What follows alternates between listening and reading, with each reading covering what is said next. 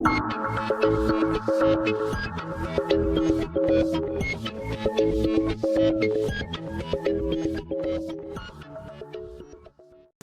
Ma'am.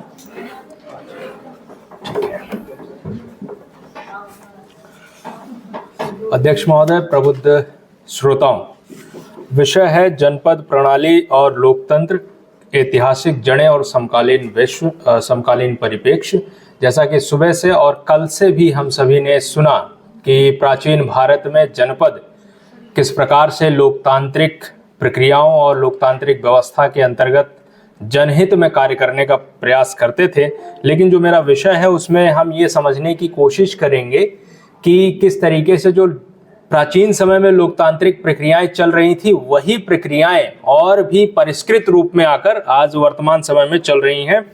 क्योंकि महाजनपद जिन्हें हम लोकतंत्र का एक हम कह सकते हैं कि वो शुरुआती केंद्र रहे हैं। तो लोकतंत्र जिसे जनता का शासन कहा जाता है, अभी पूर्व में कहा कि राजनीति विज्ञान में ये पढ़ाया ही जाता है कि लोकतंत्र मतलब सरकार ऐसी जो जनता के द्वारा हो, जनता के लिए हो और जनता की सरकार हो, जबकि ये लोकतंत्र की परिभाषा नहीं है, सरकार की परिभाषा है।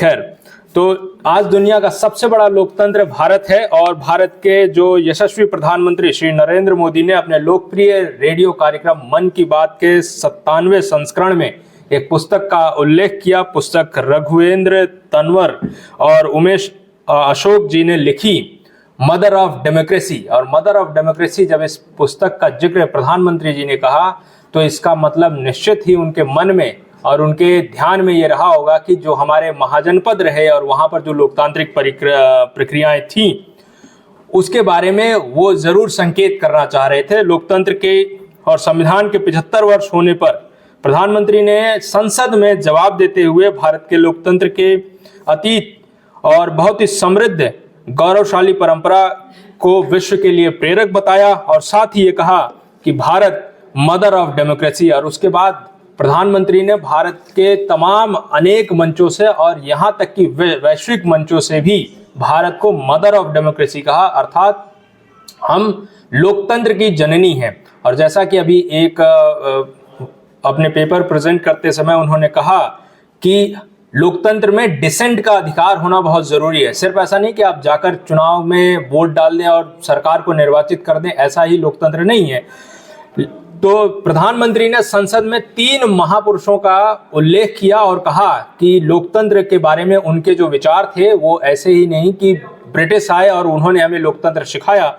उन्होंने 3 महापुरुषों का नाम लिया। एक राजर्षि पुरुषोत्तम दास टंडन। उन्होंने कहा, सदियों के बाद हमारे देश में एक बार फिर जब ऐसी बैठक बुलाई गई है जो हमारे मन में अपने उस गौरवशाली अतीत की याद दिलाती है जब हम स्वतंत्र हुआ करते थे, जब सभाएं आयोजित की जाती थीं जिसमें विद्वान लोग देश के महत्वपूर्ण मसलों पर चर्चा करने के लिए मिला करते थे, ऐसे महाजनपद में होता था। दूसरे, प्रधानमंत्री जी ने आगे कहा, दूसरा कथन उन्होंने डॉक्टर सर्वपल्ली राधाकृष्णन जी का कहा कि वे भी संविधान सभा के सदस्य थे और उन्होंने कहा था, इस महान राष्ट्र के लिए गणतांत्रिक व्यवस्था नई नहीं है, हमारे यहाँ यह इतिहास की शुरुआत से ही है।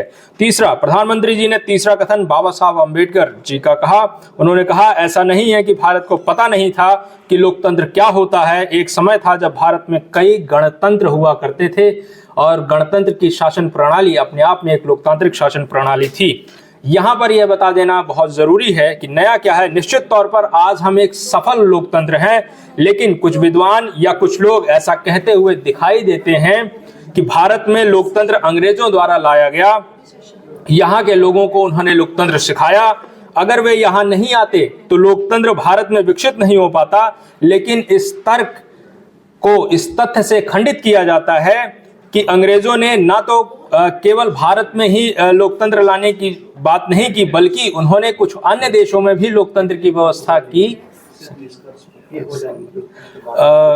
थी। लेकिन उसके साथ साथ आप भारत के पड़ोसियों को भी देखते हैं कि लोकतंत्र पाकिस्तान, बांग्लादेश और म्यांमार में भी अंग्रेज ही शासन कर रहे थे और वो यहाँ से गए, लेकिन क्यों वो लोकतंत्र वहां पर असफल हो गया? इसका कारण यह है कि वहां की ऐतिहासिक जड़ों में लोकतांत्रिक परंपराएं नहीं थी, जबकि भारत में महाजनपद प्रणाली और लोकतांत्रिक जड़ें बहुत मजबूत थी। इसलिए भारत में लोकतंत्र आज भी सफल है और पूरी ही गौरव के साथ आज भी वो चल रहा है।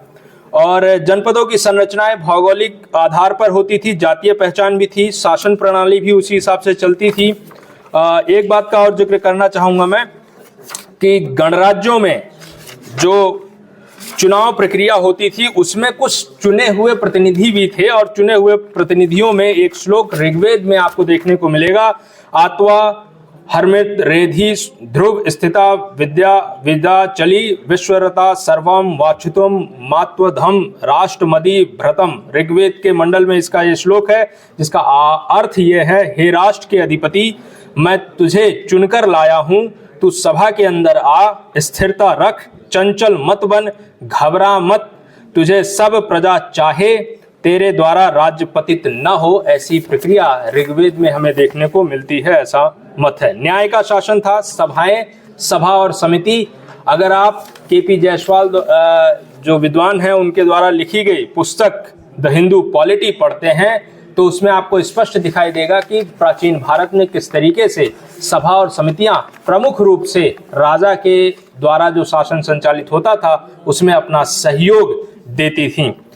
और निष्कर्ष के रूप में मैं ये कहना चाहूंगा, जनपद प्रणाली शासन के इतिहास में एक महत्वपूर्ण अध्याय का प्रतिनिधित्व करती है, जो लोकतंत्र के तत्वों को उस समय दर्शाती है जब यह शब्द अभी परिभाषित नहीं हुआ था। यद्यपि इस लोक प्रणाली में कुछ सीमाएं थीं, सामुदायिक भागीदारी, विकेंद्रीकरण, प्रशासन और जवाबदेही पर इनका जोर आधुनिक लोकतांत्रिक प्रक्रियाओं के लिए इसकी प्रासंगिकता को रेखांकित करता है। बस मैं 2 लाइन। जनपद प्रणाली का अध्ययन करके हम लोकतंत्र की ऐतिहासिक जड़ों और समावेशी शासन के स्थायी महत्व को बेहतर ढंग से समझ सकते हैं। जनपद प्रणाली लोकतंत्र के इतिहास में एक महत्वपूर्ण अध्याय का प्रतिनिधित्व करती है, जो ये दर्शाती है कि प्राचीन भारत में समाज, शासन और सामूहिक निर्णय निर्माण के साथ कैसे जूझते थे। आधुनिक लोकतांत्रिक प्रणालियों से भिन्न होते हुए भी इसके प्रतिनिधित्व, जवाबदेही और स्वायत्तता के सिद्धांत आज भी प्रासंगिक बने हुए हैं। आप सभी ने धैर्यपूर्वक सुना, इसके लिए आप सभी का बहुत बहुत आभार। धन्यवाद। धन्यवाद दिग्विजय सर।